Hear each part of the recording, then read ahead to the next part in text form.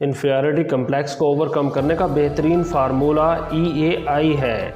E is for embrace, A is for accept and I is for improvement. सबसे पहले embrace yourself.